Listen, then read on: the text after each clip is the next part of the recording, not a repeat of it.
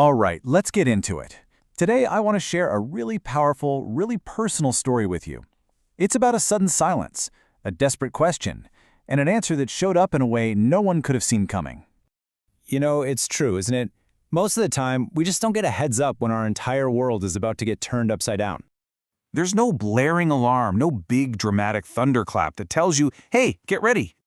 Nope, it's just the quiet, steady rhythm of a totally normal day. Right up until the moment it's not normal at all. So this is where Sarah's story begins. Imagine her in her early 30s. Life is, well, it's ordinary. It's steady, predictable.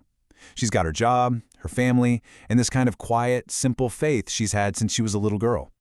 Everything was just ticking along, same as always, until one small, biological rhythm just stopped.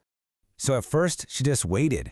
For a few weeks, she chalked it up to stress from work, But then weeks turned into months, and that little whisper of concern started getting a lot louder. Pretty soon, her entire routine changed. It wasn't about work and friends anymore. It was about doctor's appointments, sterile waiting rooms, and endless tests. And her body started doing things she just couldn't make sense of. The tests came back. She wasn't ovulating. In fact, there were no eggs at all. Then came the sudden flashes of being intensely hot, then freezing cold, a sickness that just wouldn't quit. And then, something that really scared her, unexplained fluid.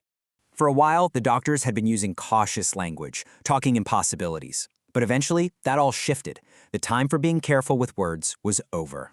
And then, they just said it. One single word that hit like a punch to the gut. Menopause. Not as some distant thing to think about way down the road, but right here, right now. She went home that day carrying this impossible weight. The very first thing she felt was just this huge, profound sense of loss. And right after that came this wave of total confusion. She was in her early 30s. How was this even happening? And under all of that, there was this deep, personal feeling of being betrayed. Like her own body, something she was supposed to know and trust, had just stolen something irreversible from her without a single warning. Her faith, which had always been a quiet comfort, suddenly got really complicated. Praying wasn't about finding the right words anymore. Sometimes it was just silence. Sometimes it was just pure exhaustion. And a lot of the time, it was just one question, over and over again, until it didn't even sound like a word anymore. How? So what about her faith in all this? Well, it wasn't some big, confident, mountain-moving faith. It was what you'd call a surviving faith. The kind you cling to, not because you feel powerful, but because it's an absolute necessity. It was literally all she had left. One day, at a prayer gathering, something shifted. A simple, really specific instruction was given. Define your hope. Be clear about it. So, in a quiet moment at her desk at work, she did something that made absolutely no logical sense. She found a picture of twins online, saved it to her phone, and attached a specific date to it.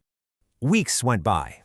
And then, at another prayer session in February, someone started to speak, and the words were just unnervingly precise. They talked about a woman in her early 30s. And they kept going, describing a woman who had been declared to be in menopause. And finally, a woman who is still believing God for a child.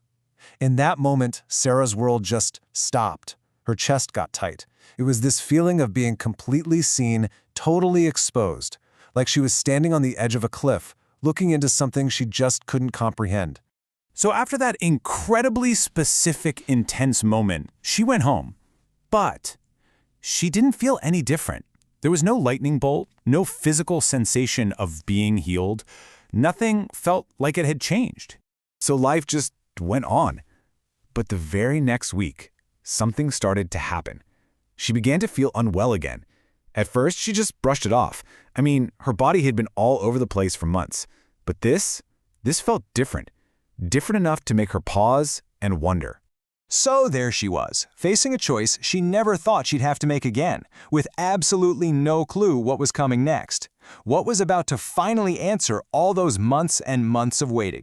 The full story continues in the description or in the first comment down below. Go click the link. You've got to read what happened next. This has been a story from the Renewal Project. True life stories of faith, testimonies, and divine transformation.